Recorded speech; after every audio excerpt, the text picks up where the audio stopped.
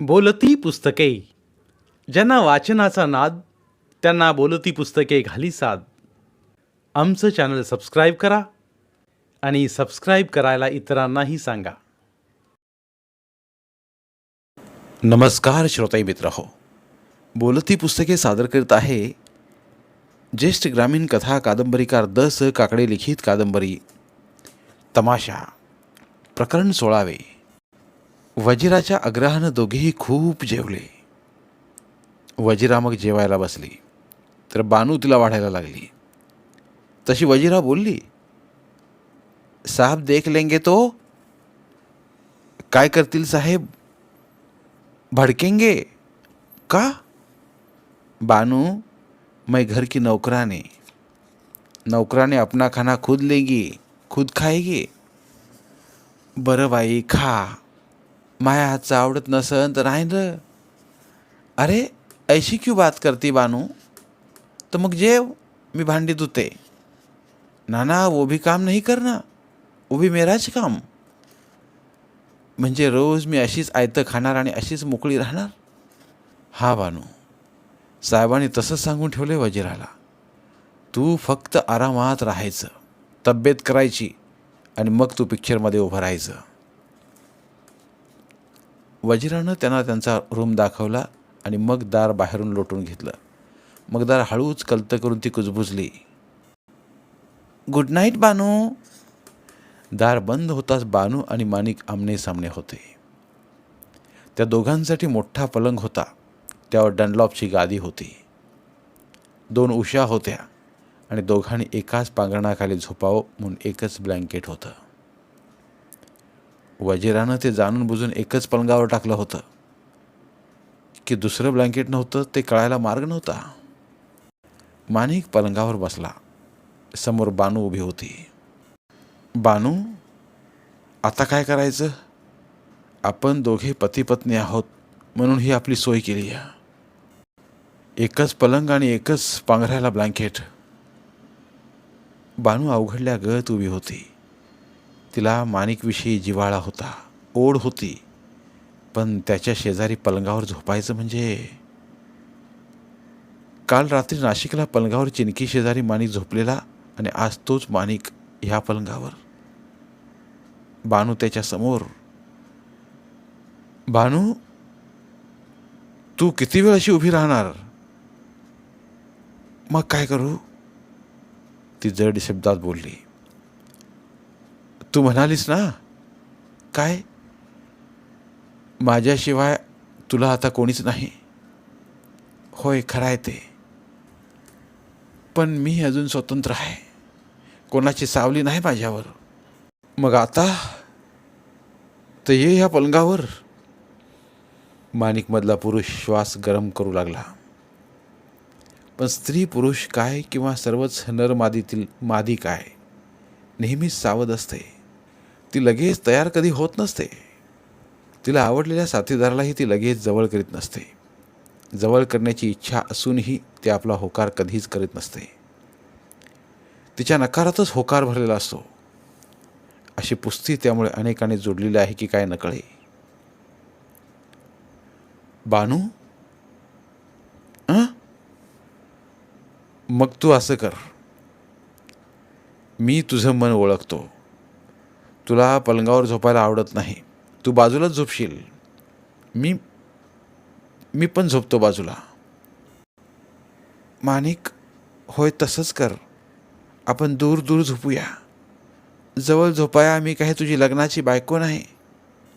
बानू, पण मनात काही नसेल तर आपण शेजारी झोपूनही काही होणार नाही. तेव्हा आपण शेजारी झोपलो तर. माणिकमधला पुरुष खेळवण्यासाठी बोलला. माणिक, तुझं सारं खरं आहे, पण मला ते जमायचं नाही. त्यात आपण काही लग्नाचे स्त्री पुरुष नाही आहेत. तू मला आवडत असलास तरी तुझ्या शेजारी झोपावं असं मला वाटत नाही. माणिकनं नाईट लॅम्पच्या प्रकाशात बानूचं अप्रतिम सौंदर्य पाहिलं. पण ती जवळ आणि किती दूर होती. तिच्या मनाविरुद्ध वागणं शक्यच नव्हतं. तसं वागणं कठीण नव्हतं, पण तिचं जिंकलेलं मन हे विरुद्ध जाणार होतं. ते काय सांगावं? मग ते शत्रुवत बनलं असतं. तू दुरावा नकोच. भानू, तू झोप पलंगावर. आणि माणिक तू, मी ब्लँकेट खाली जमिनीवर अंतरून झोपतो, तुला अडचणीचं नको. दोघे वेगवेगळे झोपले, पण दोघांनाही झोप नव्हती. सकाळी उजाडेपर्यंत माणिक बानूकडे हळूच पाहून झोपण्याचा बहाणा करीत होता, तर बानू आपली झोप सावध ठेवत होती. चंद्रमणीला सकाळी शूटिंगसाठी हजर व्हायचं होतं. त्याला वजिरानं सर्व काही आवरून दिलं होतं. त्याचे कपडे, बूट, मोजे वजिराच घालत होती. माणिक ते सारं पाहत होता. वजिराच्या हातात सफाई होती. चंद्रमणीचे बूट वजिराने इतके छान पॉलिश केले होते की त्यात मुखडा पाहावा. माणिकराज, पाहिलंस वजिराचं अप टू डेट काम? होय चंद्रमणी. आज चंद्रमणी म्हणालास, साहेब नाही म्हणालास. तुमचा मी नवा सेक्रेटरी, तुम्ही सांगाल तसं मी ऐकणार. तर हा तुझ्या अंगातील ग्रामीण पिक्चरचा वेश पण काढून टाकायचा. आणि तुझ्या चंद्रमणीसारखा ड्रेस शिवायचा. पण चंद्रमणी, तू बघ आता. चंद्रमणीनं लगेच फोन उचलला. रिंग फिरवली. हॅलो, साबू भाई जमुना जी. हाँ यस, मैं कैशियर बोल रहा हूँ. मैं चंद्रमणि बोल रहा हूँ. चंद्रमणि यानी बड़े एक्टर, सितारे? यस, मुझे 4 सूट सिलाने हैं, तो सिलेक्टेड कपड़ा टेम्पो भर के देना. एक्टर साहब, दुकान में बहुत रश है, सांस लेने में हमें टाइम नहीं मिलता है. प्लीज़ आज हमारे दुकान में आएंगे तो दुकान में और रश होंगे, लोग कपड़ा लेने और आएंगे. तो सुन लेना, टीवी पे जो तुम्हारे कपड़ों की दुकान की एडवर्टाइज मेरे नाम से हो रही है ना, वो आज के रात के प्रोग्राम में नहीं होगी. मैं अभी तेरे शेठ को फ़ोन मारता और दूसरा एडवर्टाइज का मामला कट कर दूंगा. साहब माफ़ करना. अभी चुप रहना साले. मुझे दुकान की होशियारी दिखा रहा क्या? हम जैसे एक्टर के नाम पे दुकान की एडवर्टाइज करके दुकान चला रहा है. अभी देख ले, मेरे सारे फिल्म इंडस्ट्री वाले दोस्तों को बोल देगा, इस दुकान पे कपड़ा नहीं लेना, अपना दूसरा बाबूभाई का दुकान देखना. क्या? 15 मिनिटात बंगल्यापुढे गाडी उभी राहिली. गुरखा सांगायला आला, साहब बाबूभाई जमुना का आदमी आया है, भेज दो. घाम पुसतच बाबूभाई जमनादासा कॅशियर हात जोडत बंगल्यात आला. रुमालाने कपाळाचा घाम पुसत बोलला, साहब आपकी जो मांग रही है वो मैं पूरी कर रहा हूँ. हमारा सिलेक्टेड कपड़ों का टेम्पो आ रहा है. हमें ज़रूरत नहीं, प्लीज़ गो बैक. पर बकवास बंद साबू भाई. अभी मुँह को साबू को फेस लगाओ. मैं अभी बाबूभाई एंड बाबूभाई की दुकान को फ़ोन करके बुलाता है. देखो. अवघ्या 10 मिनिटात बाबूभाई एंड बाबूभाई कपड्याच्या दुकानाचा टेम्पो कपडे घेऊन आला. सारे कपडे बड्या बड्या मिलचे होते. स्वतःसाठी आणि माणिकसाठी चंद्रमणने सुटासाठी कपडे घेतले. सोबत टेलरही आलेला होता. दोघांचे कपड्यांचे माप घेऊन लगेच बाबूभाई एंड बाबूभाई कपडेवाले निघून गेले. बाबूभाई जमनादास तसाच उभा होता. त्याला चंद्रमणीने गुरख्याकडून हाकलून लावले. माणिकने चंद्रमणीला मांडले होते. त्याच्या फोनवर सारी कामे होत होती. फोनचा उपयोग किती मोठा होता ते त्याला त्यावेळी कळले होते. माणिकराज, आपणाला शूटिंगला जायचं आहे. होय, चला. वजीरा, बोलो साहब. तू सोबत बानूला घे. कहाँ जाना है? दोनों को साड़ी लेने.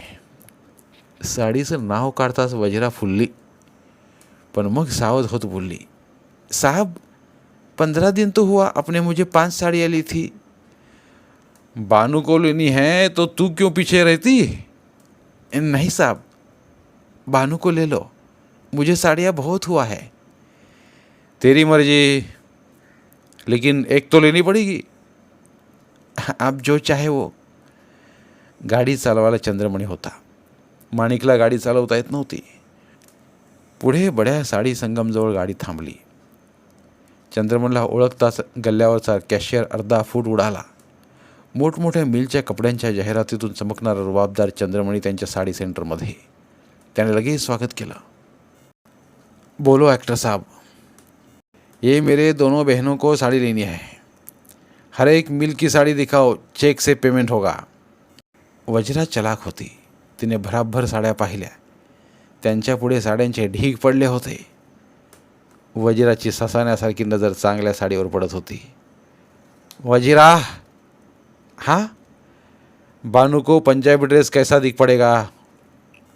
बहुत अच्छा, तो वो भी लेना. वजिरानं साड्यांचे पिशव्या आणि इतर कपड्यांचे बॉक्स ताबडतोब उचलून टॅक्सीत टाकले. चंद्रमणनं चेकनं बिल दिलं. चौघांना थंडगार थम्सअप मिळाला आणि ते बाहेर पडले. वजिरा, दुसरी टॅक्सी पकडून तुम्ही तिघे बंगल्यावर चला. मला शूटिंगला वेळ होईल. आपने तो फ़ोन किया था प्रोड्यूसर को, आधा घंटा लेट होगा. अरे हा, मी विसरलोच बघ. तर मग चला आपल्या बंगल्यावर. सर्व बंगल्याजवळ आले. गुराख्याने सलाम ठोकून गेट उघडलं. वजिराने फटाफटा टॅक्सीतनं कपडे काढले. मग बानूला घेऊन ती खाली उतरली. माणिक उतरू लागला तर चंद्रमणी बोलला, माणिकराज, चल शूटिंगच्या स्पॉटवर. नाहीतरी तू इकडे काय करणार? हां, खराय साहेब. पुन्हा साहेब, माफ करा चंद्रमणी. चंद्रमणीनं गाडी काढली. माणिकला तो नवा अनुभव होता. गाडी आदळली तर तो खालवर होत होता. त्या गाडीच्या मौशार गाद्यामुळे त्याला धक्का जाणवत नव्हता. तो प्रवास करताना त्याला खेडेगावातील खटार गाड्यांचा प्रवास जाणवत होता. त्या प्रवासानं शरीराचं हाड न हाड चांगलं खिळखिळं होत होतं. शहरातला माणूस या गाड्यांमध्ये बसू शकत नव्हता. बसला तर तो पुन्हा उठू शकत नव्हता. परेलला महात्मा गांधी हॉस्पिटल जवळच्या गल्लीतून गाडी राजकमल स्टुडिओत आली. गेटवर प्रोड्युसर उभा होताच. चंद्रमणीची गाडी येताच गेटवर उभ्या असणाऱ्या सिनेमाच्या चाहत्या पोरापुरीने हात वर केले. चंद्रमणी, हाय हाय, त्याला पुकारत होते.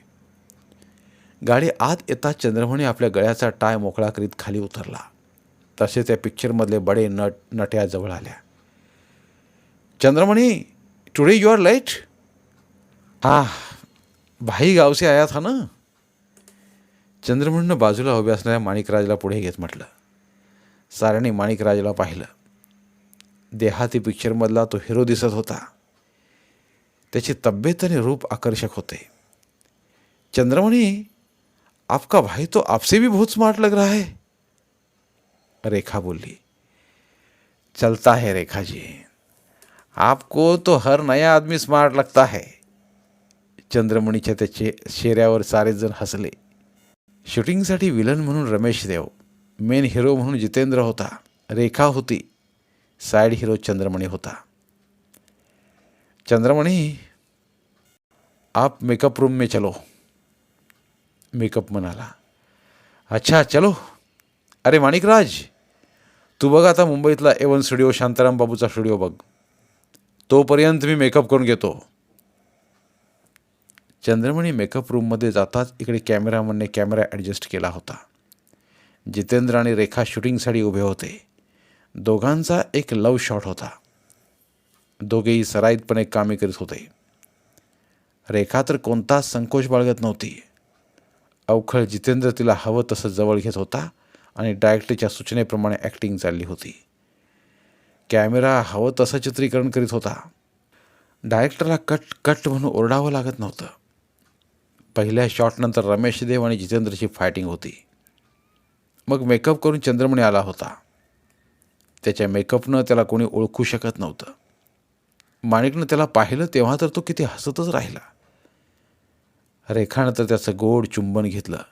मग हळूच म्हणाली, सरला देवी के नाम पे रेखा जी का प्रेझेंट, तरसते मत रहना. चंद्रमणीनं तिच्याकडे रागानं पाहिलं. तरी पण नंतर रेखा त्याच्याजवळ फिरकत राहिली. त्याला सतावू लागली. पत्रकार मंडळी गॉसिप कॉलमसाठी फोटोग्राफरला कॅमेरा मारायला सांगू लागली. चंद्रमणी रेखा, चंद्रमणी जितेंद्र, चंद्रमणी रेखा जितेंद्र असे कितीतरी शॉट घेण्यात आले. त्यांचे संवाद पाठ होते. त्यांची कास्टिंग चांगली होती. त्यामुळं डायरेक्टरसारखा चुटक्या वाजवत पुढचं काम उरकत होता. दुपार झाली. लंचसाठी सुट्टी झाली. चंद्रमणीनं माणिकला सोबत घेतलं होतं. रेखा, जितेंद्र, रमेश देव, डायरेक्टर, प्रोड्युसर 5 स्टार हॉटेलमध्ये होते. चंद्रमणीच्या आग्रहानं माणिक बियर प्याला. ते उंची हॉटेलातलं मटण, मासे खाऊन माणिकला खेडेगाव आठवलं. नदीकाठी, ओढ्याकाठी पकडलेली खेकडं, डोहातले मासे माणिक घरामागे किंवा जागरणात मुसाण्याने कापला बोकड कसे तरी शिजवलेले असायचे. काहीच चांगलं खायला न मिळाल्यानं ते जेवण रुचकर लागायचं. पण हे जेवण, डोक्यात नशा, त्या नशेतला हे जेवण माणूस आपला खातोय. किती खातोय याला धरबंध नाही. त्यामुळंच नटांचे पोटांचे घेर वाढत असतील, नट्या गरगरीत होत असतील. दुसरं काय. लंच झाल्यावर सारे स्टुडिओत पुन्हा आले. मग उरलेले शॉट्स घेण्यात आले. दुपारी 2-3 निर्माते आले होते. चंद्रमणीला काम नव्हतं. तो त्या प्रोड्युसर्सना घेऊन बाजूला गाडीतच बसला होता. तिथेच त्याने माणिकची ओळख करून दिली. माणिकची फिगर पाहताच मराठी प्रोड्युसर खुश झाला. त्याला तशाच प्रकारची नटी हवी होती. आमच्याजवळ तशी नटी आहे. काय म्हणता? होय. कुठं आहे ती? आहे माझ्या बंगल्यावर. काय? होय. पाहिजे तर आत्ता चलू बंगल्यावर. चंद्रमणीनं तो मराठी प्रोड्युसर सारेच मग गाडीने बंगल्यावर आले. तेथे सर्व काही झाल्यावर बानूला दिवाणखान्यात आणण्यात आलं. बानूने नवी साडी ब्लाऊज परिधान केला होता. त्यात ती फारच खुलून दिसत होती. हे ग्रामीण अस्सल रूप कुठं मिळालं? माझी बहीण आहे ती. म्हणजे बहिणीसारखीच आहे. काय साहेब? होय. माणिकराजनं तिला मी मुंबईत आणलं. चांगले कलाकार आहेत. माणिकराजला मी अनेक तमाशात कामे करताना पाहिलंय. मधुकर नेराळे शेटजीच्या लालबागला न्य हनुमान तमाशा थिएटरमध्ये पाहिलंय. पुण्याच्या तात्या पुणेकरांच्या थिएटरमध्ये पाहिलंय. पण ही बानू मात्र, हिचं काम मी पाहिलं नाही. तिला काम द्यायचं तुमच्या हाती आहे. मराठी सिनेमात ही जोडी तुम्ही चमकवायची. माणिकराजनं माझ्यासोबत एक सिनेमा केला आहे. 3-4 महिन्यात तो सिनेमा रिलीज होईल. बानूला डान्स वगैरे? तिच्या डान्सची सोय मी करतोय. ती तयार होईल. तिची स्क्रीन टेस्ट घ्यावी लागेल. तसा तिचा मुखडा, फिगर चांगली आहे. सिनेमात ती नक्कीच चमकेल असं मला वाटतं. मराठी सिनेनिर्माता आत्मविश्वासानं बोलला. तुमच्याजवळ सिनेमाची गोष्ट तयार आहे? होय. विषय कोणता आहे? विषय खंडोबावर आहे. यात वाघ्या मुरळीची पण कामे आहेत. काय? बानूनं आपल्या छातीवर हात ठेवला. तिला घाम फुटला. काय झालं? निर्माता बोलला. तसं काही नाही, पण बानू शुद्ध बोलण्याचा प्रयत्न करीत म्हणाली. तुला काय मुरळीचा विषय आवडणार नाही की काय? चंद्रमणी बोलला. बानूनं खाली मान घातली. मुरळी जीवनापासून ती लांब पळाय बघत होती आणि ती मुरळी तिच्या मागे लागत होती. माणिकराज, तुम्हाला गावच्या जागरणांची आणि गोंधळांची माहिती आहे? मराठी निर्माता बोलला. माणिकराजनं बानूकडं पाहिलं. बानूनं त्याच्याकडं पाहिलं. दोघेही जागरण गोंधळातले कलावंत होते. पण ते सांगायचं कसं? माणिकराजला एक वेळ सांगता आलं असतं, पण बानूला ते सांगायचं नव्हतं. ती मुरळी होती हे नुसतं जरी दुसऱ्या पुरुषाला कळलं तरी तिच्याविषयीचं मत बदलणार होतं. तिचा दर्जा लगेच खालच्या पातळीचा होणार होता. ती गावच्या खानदान पाटलांची पोर आहे हे साफ बुडणार होतं. चंद्रमणी, मध्यंतरी इंडियन नॅशनल थिएटरचा एक खंडोबावर कार्यक्रम झाला. त्याचा विषय चांगला होता. तुम्ही नाव ऐकलं असेल, खंडोबाचं लगीन म्हणून वाघ्या मुरळीचा जुना सिनेमा मी पाहिला. तेव्हा माझ्याच मनात खंडोबा प्रेमकथेवर सिनेमा काढावा असं वाटतं. आणि धार्मिक चित्रपट भाविक लोकांना खूप आवडतात, चंद्रमणी म्हणाला. होय, या सिनेमाची कथा खंडोबा, म्हाळसा आणि बानूवर फिरवायची. परिसर जेजुरीगड घ्यायचा, कडे पठार घ्यायचं, निर्माता बोलला.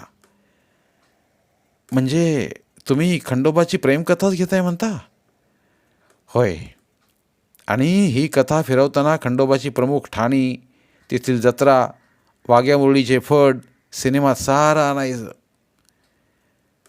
आता तुम्ही खंडोबाची प्रमुख ठाणी कोणती घेणार? जेजुरीगड, पाली, मंगसुळी आणि निमगाव ही ठाणी. बाकी कितीतरी छोटी मोठी ठाणी आहेत. दर सोमवती अमावस्येला खंडोबाची मोठी जत्रा भरते. एका ठिकाणी देवाची हळद, पालीला खंडोबाचं लगीन आणि जेजूरला वरात. पुणे जिल्हा, सातारा जिल्हा अशी ही 2 जिल्ह्यातनं कथा फिरणार. त्यामुळं हा सिनेमा 2 जिल्ह्यात पैसे चांगलेच कमवून देईल. शिवाय बाकीचे खंडोबा भक्त आहेत. खंडोबा आख्यानाची रोमॅन्टिक कथा मस्तपैकी फिरवता येईल. निर्माता भान हरवून बोलत होता. माणिकराज, मग आपण बानूला बानूचंच काम देऊ खंडोबा सिनेमात. तिचं नाव बानूच आहे, हा योगायोग आहे, निर्माता बोलला. निर्माते, तुमचं नाव? अरे हो, माझं नाव सांगायचं राहिलंच. मी अमृतराव सोलापुरे. मी 3 सिनेमा काढले, तिन्ही पण धार्मिक. तिन्ही पिक्चर्स हाऊसफुल्ल गेले. पैसा चांगला मिळाला. पुण्यातल्या प्रेक्षकांनी तर सारे पिक्चर्स डोक्यावर घेतले. हा खंडोबावरचा पिक्चर निघाला की एक हिंदी काढणार म्हणतोय. कथेच्या शोधात आहे. त्या सिनेमात चंद्रमणी तुम्हाला हिरोचं काम करावं लागेल, हे तुम्हाला ॲडव्हान्समध्येच सांगून ठेवतो. मला वाटतं तुम्ही मराठी सिनेमाच काढावा, चंद्रमणी बोलला. का? हिंदीत मराठी निर्मात्याने येऊ नये असे की काय? तसं नाही, पण ह्यात माझा स्वार्थ आहे म्हणून म्हणतो. स्वार्थ? कसला स्वार्थ? माणिकराज आणि बानूला तुमचा दुसरा मराठी सिनेमा मिळावा म्हणून म्हणतो. अरे हो, पण मराठीला फायनान्सर मिळत नाही. या उलट हिंदी सिनेमाला पैसा लगेच उपलब्ध करता येतो. फायनान्सर, डिस्ट्रीब्युटर मिळतो. महाराष्ट्र सरकार पैसा देतं ना, ते फार तुटपुंजे भांडवलो. पण तुम्ही तर म्हणाला पहिली धार्मिक चित्र चांगली हाऊसफुल्ल गेली, म्हणजे पैसा चांगलाच मिळाला असेल. की मराठीवाल्यांना रडायची सवय आहे म्हणून तुम्ही पण लागले डोळे ओले करायला. तो सारा पैसा खंडोबाच्या चित्रासाठी घालायचा आहे. पिक्चर कलर काढायचा म्हणतो. वाह, म्हणजे तुमची झेप चांगलीच आहे. तुम्हाला खर्च मग येणारच. तर मग असं करा, बोला, या पिक्चरसाठी तुम्हाला मी सहाय्य करतो. काय म्हणता चंद्रमणी? होय, माझा माणिकराज आणि बानू या चमकायला हवीच. त्यांची रॉयल्टी तुम्ही देऊ नका. काय? होय, त्यांची रॉयल्टी मी देईन. ते ऐकलं आणि अमृतराव सोलापुरे खुशच झाले. नाही म्हटलं तरी त्यांची रॉयल्टी वाचत होती. खंडोबाचं मुख्य पात्र आणि मुख्य नटी त्यांना काही त्रास न होता मिळत होते. त्यात फक्त एकच धोका होता. दोघेही नवखे चेहरे होते. पिक्चर रिलीज व्हायच्या आधी बरीच जाहिरात करावी लागणार होती. दोघांच्या मुलाखती सिने साप्ताहिकातून द्याव्या लागणार होत्या. सिनेमा साप्ताहिकांच्या रिपोर्टर्सना बऱ्याच ओल्या पार्ट्या देऊन सिनेमाची जाहिरात करावी लागणार होती. सिनेमाच्या विरुद्ध अक्षरही येऊ न देण्याची काळजी घ्यावी लागणार होती. धन्यवाद. उर्वरित कादंबरी पुढील भागात. धन्यवाद. प्रिय श्रोते मित्र हो, आपल्यासाठी एक आवाहन. आमच्या चॅनलच्या प्लेलिस्ट विभागात तुमच्यासाठी शेकडो कादंबऱ्यांचे ऑडिओ बुक्स उपलब्ध आहेत. तिथे प्रत्येक कादंबरीचे सर्व भाग एकत्रित मिळतील. त्यामुळे सध्या सुरू असलेल्या क्रमशः कादंबरीच्या पुढील भागासाठी वाट पाहण्याची गरज नाही. तुमच्या वेळेनुसार तुम्ही संपूर्ण कादंबरी सलगपणे ऐकू शकतात आणि साहित्याचा आस्वाद घेऊ शकता. कृपया आमच्या चॅनलच्या होमपेजवर जाऊन प्लेलिस्ट चेक करा आणि तुमची आवडती कादंबरी निवडा. धन्यवाद.